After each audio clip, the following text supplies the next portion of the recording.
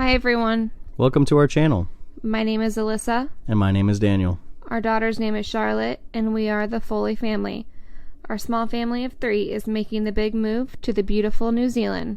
Follow our journey and learn more information about the reasons and processes that got our Midwest family of 3 to move over 8,000 miles to the land of the Kiwis. On this channel, we will make content following our journey from Missouri to New Zealand and everything along the way, as we are Newly New Zealand. Hey guys, welcome back. So today we are going to talk about top 10 reasons why we chose to move to New Zealand from the United States. Mm-hmm.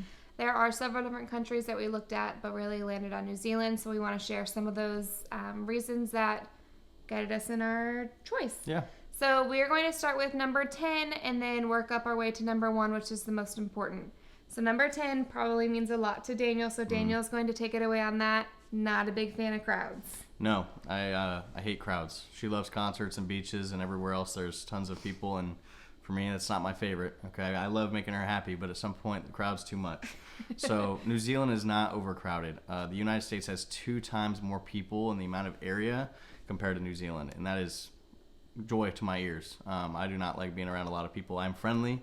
I'm a social butterfly, my wife would call me, but to an extent, if there's too many people, I'd rather just be like home. People are touching all over you all the time. I just don't like being.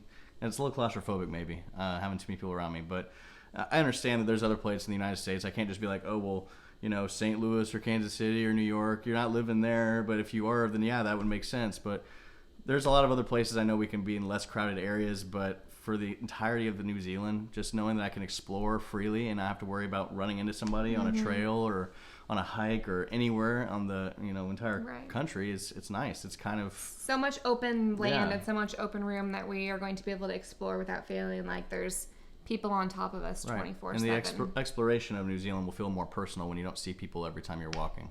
All right, guys, so number 9, I love this one. So slow-paced way of living, of life. So everyone's just pretty nonchalant about things. No worries, kind of the Jamaican motto in some way. In New Zealand, yeah. Super easygoing, just kind of go with the flow. You don't want to rush and be super stressed out about everything you're doing. When it happens, it happens, and you just kind of... It's a change of pace from the U.S. We just feel like we're rush, busy, no time to waste. Everybody gets from point A to point B. Traffic and driving is crazy, especially right now, but... it's not like that in New Zealand. It's kind of like, oh, we'll casually, leisurely get there when we get there, and people will wait for us, and everything will be okay. Exactly. So one example that kind of goes along with this that I wanted to touch is, let's say we're walking through a grocery store, and we see an old friend from high school. Right. We may walk past them and be like, hey, what's up? But, we don't really engage in a conversation with them because... It's super fast paced. We know we have to be at this place at this time, the next place at that time. So, in New Zealand, that's possible because it's so much more relaxed that you can actually have those meaningful conversations with people when you are out in public because you don't have to worry about being rushed all the time, which is super nice. Yeah. Okay, so number 8, nature, scenery, and beauty. So that already speaks for itself if you've seen New Zealand. Absolutely. If you've seen any pictures or videos or clips, anything, and I'm sure we'll have a ton, and you've already seen some from our previous video, but New Zealand's beautiful. Absolutely beautiful. Forbes ranked it in the top 50 most beautiful countries. It's actually put in as number 2. There's a couple other articles that we've read that also have it in top 10, number 2, most of them. We'll put it in the description of this video just in case you want to check it out, just for verification, just making sure we're not lying to you. Yeah. But it's gorgeous. I mean, Lord of the Rings was filmed there, and my wife hates me bringing it up because she doesn't want to watch it at all. But Lord of the Rings... That shows something, I guess. Yeah, it's like fantasy movies are made in New Zealand. It's like when a fantasy movie is created in the place that you're living, that speaks truly to how unbelievable it is. So something I love about New Zealand is the fact that it has beaches, volcanoes, hot springs, mountains, forest... Everything. Glaciers. Yeah, everything. So, in the United States, if you want to go to the mountains, you have to go to Colorado. If you want to go to the beach, Florida, Alabama, somewhere in the South, you have to travel thousands of miles away to see that different type of scenery. Where in New Zealand, it's all there. And you can travel short distance of time just to see all of those different things to explore. Don't forget about 9,000 miles of shoreline, beaches. Awesome. So number 7, the awesome weather and sunshine. So that, again, pretty much speaks for itself. Right. We were just going through a super cold time here in Missouri. I think the past 3 weeks it's been snowing every Wednesday and Thursday. Yep. So not going to have to deal with that there. Say average-wise, the coldest it gets is around 45 degrees, and then warmest around 75, 80 degrees. Keep in mind that warm weather is going to feel a little bit warmer there than it is here because of how much closer it is to the sun. But not going to have to worry about those cold seasons. So thank goodness. See a lot of family coming up during the winter months to kind of get away from those cold seasons. Nothing like Christmas in the summer. Exactly. So, all right, number 6, and this is in a lot of other countries, but I wanted to mention it here because for us it's awesome. It sounds awesome. I know the U.S. doesn't do it, so we're excited to experiment and experience it. Free healthcare. New Zealand has free healthcare, and it's exactly that. It's free. So for anyone and everyone, or even as children, get free dental until they're 18, which is amazing. So I know that's sometimes really expensive here for even kids or kids with braces, all that fun stuff. So having the opportunity to have all that stuff paid for and free by the government is just going to... And a lot of people, when you mention free healthcare, they're like, oh, that means you're getting taxed super high for it. But you're really not. It's just something that's convenient that's offered by the government. So free healthcare, you get to visit any sort of like primary care doctor for free. And then if you do want to go to see a specialist, your primary care doctor has to...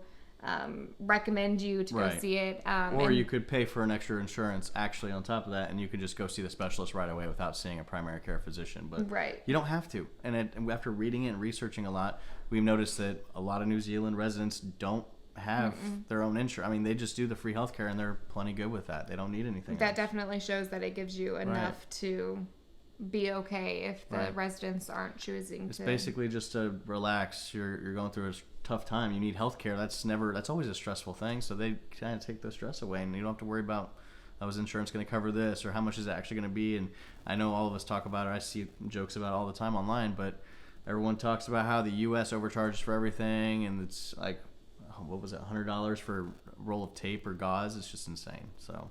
Of course, those elective surgeries, the mommy package. Right. Cosmetic That's stuff. not going to be free. Nope. But everything that you need will be given to you for sure. Which is awesome. Yep. All right, moving on. Number 5. So this one's super important to us because we are migrating. Right. And so permanent residency, which we will eventually have, versus an actual New Zealand citizenship. So according to all the New Zealand laws, there's really no difference between a New Zealand citizen who is born and raised in New Zealand and someone like us who is migrating to New Zealand and getting permanent residency with any rules or laws in New Zealand. We'll be able to vote. We can have the free healthcare like Daniel mentioned. We can leave the country whenever we want, enter whenever we want. We will have the same exact rights and rules and laws as all New Zealand citizens, which is super important to us because we want to be in a place where we're treated the same or equal as the people who live there and born and raised there, and that's nice. Exactly. You see that in articles everywhere about New Zealand is how important human rights is to them, and it's exciting. Yep. All right, so number 4, education. So a lot of the stats or stuff that I've read about education in the United States and New Zealand is they're really similar. There's not a whole lot of differences. But my wife's going to go ahead and explain a little bit about social emotional learning and how they do things a little bit different than the U.S. So the biggest way to describe the difference between education in New Zealand and education in the U.S. is the fact that New Zealand focuses more on the social emotional well-being of the person as a whole, to make sure that they are a well-rounded person, to make sure that they're being taken care of.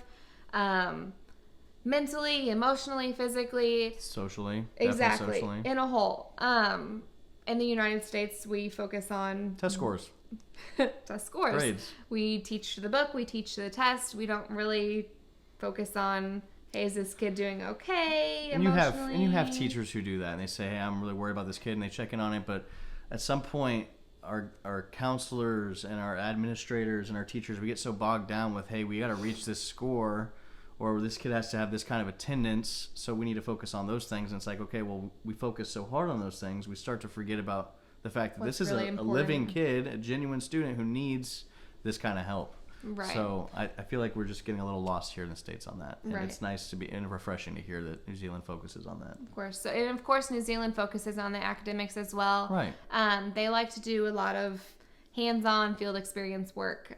So, for instance, if they're teaching, gonna go back to math since I taught math, if they're teaching the Pythagorean theorem, instead of teaching it in the classroom and working through examples, they're going to actually take a field trip, go out into the environment and explore and find real hands-on real life experiences yeah. to show the kids how they're going to use that in the real world. That way it really intrigues the kids. And it relates.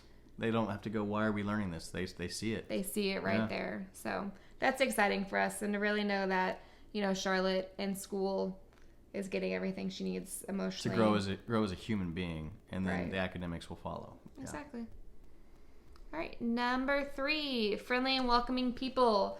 So this was a huge thing for us. Yeah. I had mentioned that we had looked into other countries. Not going to mention that on here. Yeah. But some countries we looked into just weren't as, I'd say, welcoming to Americans. Yeah. That wasn't the thing for New Zealand. So New Zealanders love Americans. They love anyone who's going to migrate to their country. Yeah.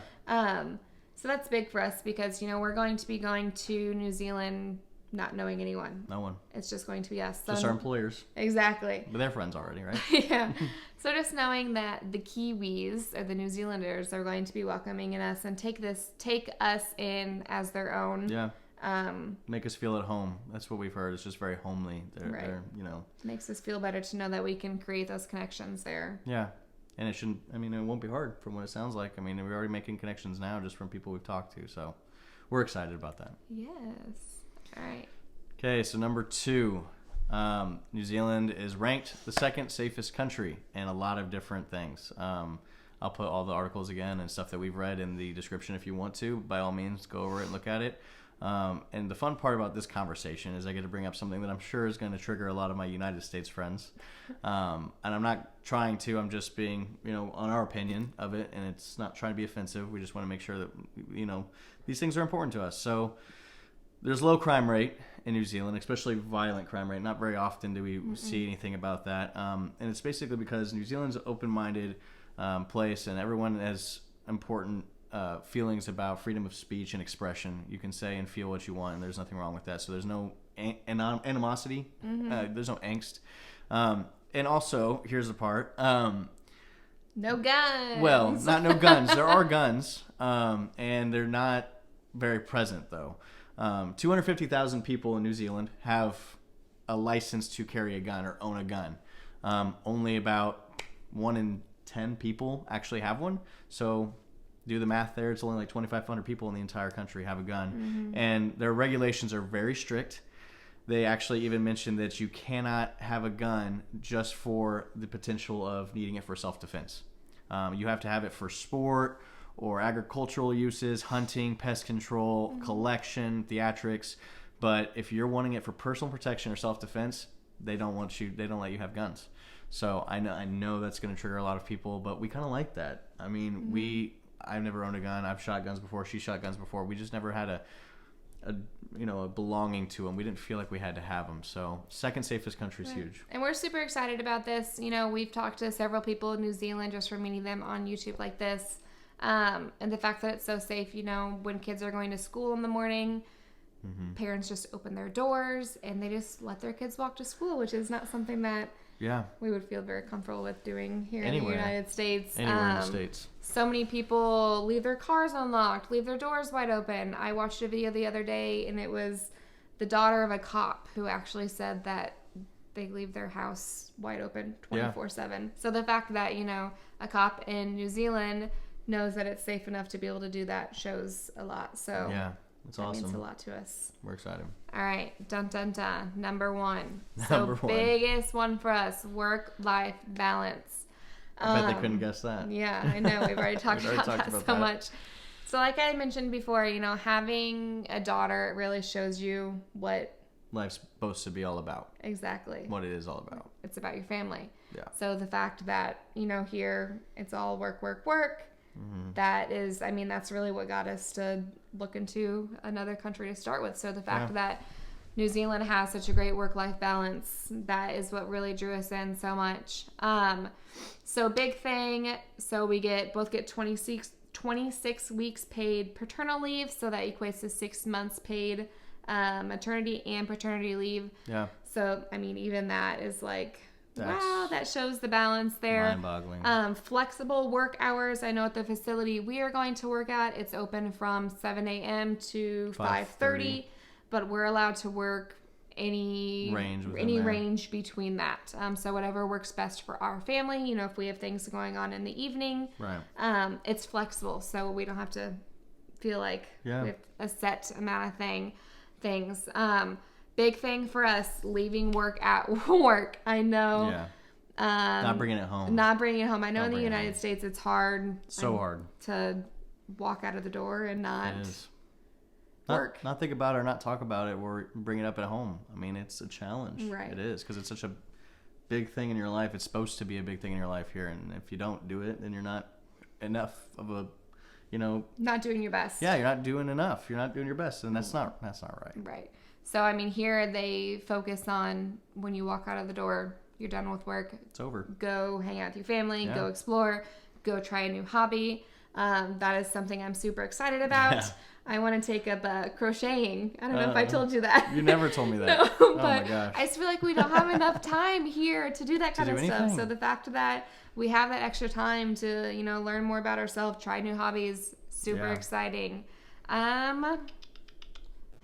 So another big one that is really big with work-life balance, a recent survey by Stats New Zealand actually found that 76% of Kiwis were satisfied with their work-life balance due to work conditions and everything like that.